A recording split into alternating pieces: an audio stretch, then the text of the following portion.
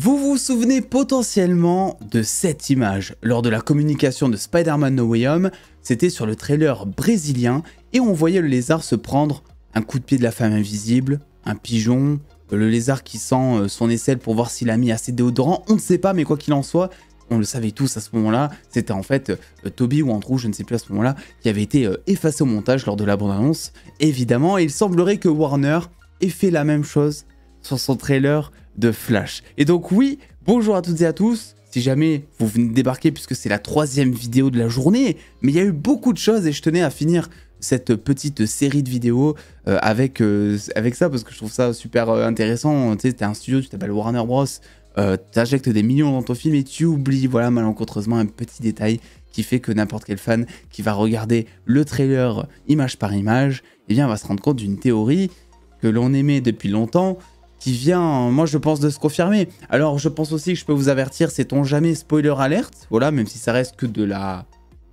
théorie, de l'analyse, on dira, mais il y aura aussi des leaks que vous avez déjà vus et tout, donc est-ce que vraiment on peut mettre des alertes spoilers sur The Flash? Je ne sais pas, mais quand bien même, si vous ne voulez rien savoir du film, partez de cette vidéo. Ceci étant dit, nous avons eu 2 trailers en fait qui sont sortis hier. Nous avons eu le trailer de base et nous avons eu le trailer japonais. Donc vous avez bien vu cette image, c'est donc le Barry Allen de 2012-2013, je sais plus trop, qui est en train de parler au Barry Allen du futur, si je peux dire ça. Il lui dit à ce moment-là d'ailleurs, on va essayer de sauver tout le monde, et t'as le Barry d'en face, le Barry du futur, notre Barry, qui a l'air assez apeuré, et ça a l'air d'être une situation assez dangereuse à ce moment-là. Donc ça passe très vite dans le trailer, mais quoi qu'il en soit, sur le trailer japonais, eh bien on a ça. Et non, bien que je ne parle pas japonais, hein, c'est pas du tout là où il faut prêter l'œil, c'est plus sur son épaule droite, où il y a une petite pique qui ne fait clairement pas partie du décor, puisque c'est pas du tout flouté, et on le voit bien, le personnage se distingue de par la focale de la caméra énormément par rapport au fond. Non, cette petite pique qui est sur son épaule, c'est organique, ça fait partie de son costume. Mais qu'est-ce donc, Steven, cette petite pique? Qu'est-ce donc? Eh bien, c'est tout simplement le Dark Flash, moi je pense, parce que regardez bien cette pique, et regardez maintenant ça.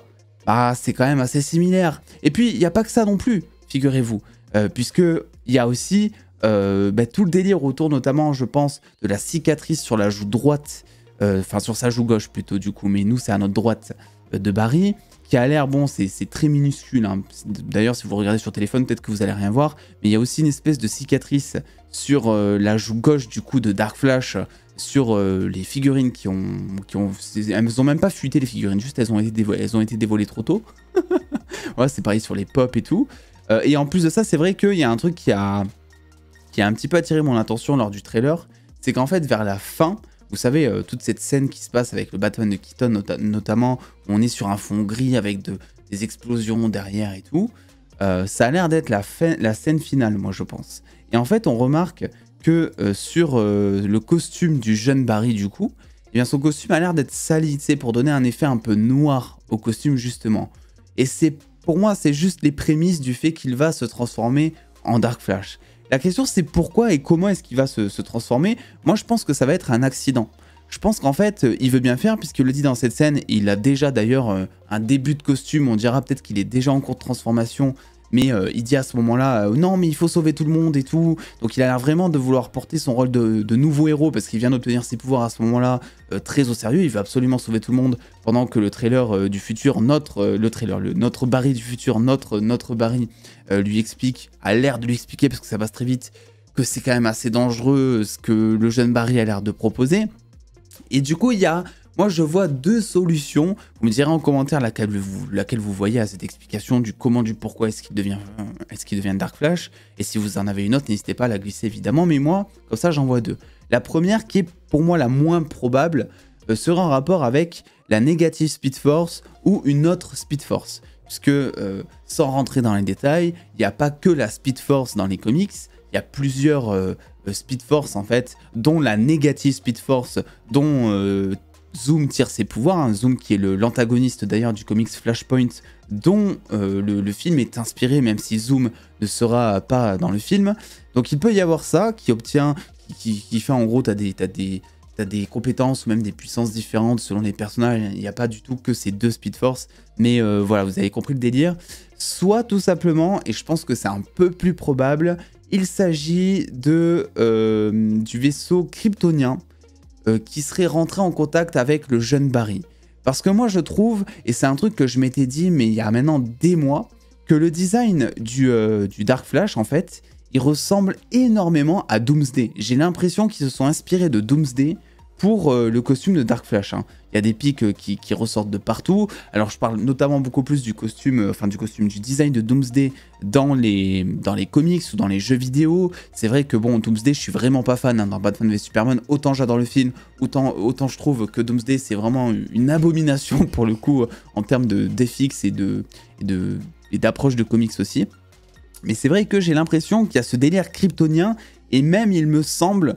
Alors ça, je ne suis plus sûr, c'est pour ça, parce que Flash, c'est un film qui est en développement depuis 6-7 ans, je ne sais plus, donc des infos, on en a eu, en veux-tu, en voilà, des leaks, on en a eu, etc. Donc c'est très compliqué à force, mais il me semble qu'il y avait eu un leak disant que le costume de Dark Flash serait kryptonien. Et quand je vois, quand je vois le design, je me dis qu'effectivement, ça peut faire kryptonien. Je pense pas que ce soit un costume, mais je pense tout bonnement qu'en fait, c'est le costume donc qu'il a dans le film où il y a une substance kryptonienne à la Venom ou quelque chose, ou son costume qui a fondu par-dessus ou je ne sais trop quoi, une roche kryptonienne. Bref, je pense que ça a tout simplement fusionné avec son costume et que ça a donné cet aspect-là, puisqu'on arrive très bien à distinguer donc l'espèce d'éclair qu'il a au milieu du torse, qui a un petit peu, j'ai pas envie de dire changé de forme, mais qui a un petit peu muté là aussi. Pareil sur sa tête, c'est pas totalement rond. Vous le voyez, il a 2 espèces d'antennes coupées, on dira Flash à ce moment-là, parce qu'il a repris le masque de Keaton, il a coupé les extrémités pour donner un look plus Flash et aussi en termes de vélocité, je pense que pour courir c'est beaucoup mieux. Et on remarque à la tête du Dark Flash aussi que c'est pas totalement rond, tu sais, c'est comme si ça avait recouvert ces espèces d'extrémités et que ça donnait quelques bosses aussi. Donc là on est dans le chipotage, on est dans l'analyse, on est dans le détail, mais quand bien même ça commence à faire beaucoup de détails qui coïncident vers le fait de dire que le jeune Barry Allen deviendrait le méchant caché du film, que l'on sait être dans le film depuis un moment maintenant. Du coup, c'est pas du tout étonnant qu'ils ne l'aient pas montré dans le trailer, et je pense qu'ils ne le montreront pas. Ils vont rester sur la communication sur Zod en fait, et sur son équipe pour dire voilà, c'est eux les méchants. Mais en fait, voilà, et en plus ça confirme aussi le fait de dire que le Dark Flash aurait une présence minime dans le film, puisqu'effectivement, si tout ça se confirme, ce que je viens de vous montrer, ce que je viens d'analyser, et les théories que j'ai pu émettre, eh bien ça veut dire qu'en fait Dark Flash il arrive mais à la toute fin du film, parce que le jeune Barry, sur un quiproquo, sur quelque chose, sur le fait qu'il veuille sauver tout le monde, il s'est perdu dans la Speed Force, il a, je sais pas, emmagasiné beaucoup trop d'énergie par exemple, il a glissé dans le vaisseau kryptonien, il est tombé dans le liquide qui a fait naître Doomsday, je ne sais pas du tout, mais c'est une chose qui arrivera à la fin du film ça. Donc ça veut dire qu'une fois que Zod sera potentiellement battu par Supergirl, eh bien je pense que Dark Flash déjà va naître, il va se transformer, il va tuer Keaton, et ensuite, oui parce que je pense que Keaton va y rester, hein, qu'on soit clair, on a l'air d'être clairement sur un arc de rédemption là aussi, je pense que Keaton va y passer dans ce film, et d'ailleurs ça risque d'être très émouvant, j'ai très hâte. Et je pense qu'ensuite c'est Barry qui devra arrêter le Dark Flash. Et en plus c'est plutôt cool parce que même si on n'est pas vraiment sur une adaptation du comics Flashpoint pour cette partie du film, ça fait un petit rappel à Zoom, le fait d'avoir un espèce d'anti-Flash on dira en guise de méchant à la fin. Moi je trouve ça plutôt cool. Donc écoutez, n'hésitez pas à me dire ce que vous pensez de tout ça, vos théories, est-ce que vous êtes d'accord avec ce que je vous ai montré, voilà, en sachant que ils n'ont pas, Warner, effacé ça, parce qu'ensuite le trailer est sorti officiellement sur le compte japonais, même s'il est en format 4:3, on voit toujours le bout sur l'épaule dépassée, donc peut-être que c'est volontaire, mais il faut quand même avoir l'œil, et je pense que du coup avec tous les leaks qui ont fuité, les figurines pop et tout, on arrive très distinctement à faire le rapprochement. Passez une bonne journée, c'était la 3e vidéo, il y aura peut-être un stream ce soir dans quelques heures, ou peut-être que c'est déjà en cours, donc n'hésitez pas à checker la description pour aller choper le lien Twitch, qu'on puisse discuter tous ensemble. Et puis attendant les dos, prenez soin de vous, faites-vous bien kiffer, des bisous les dos.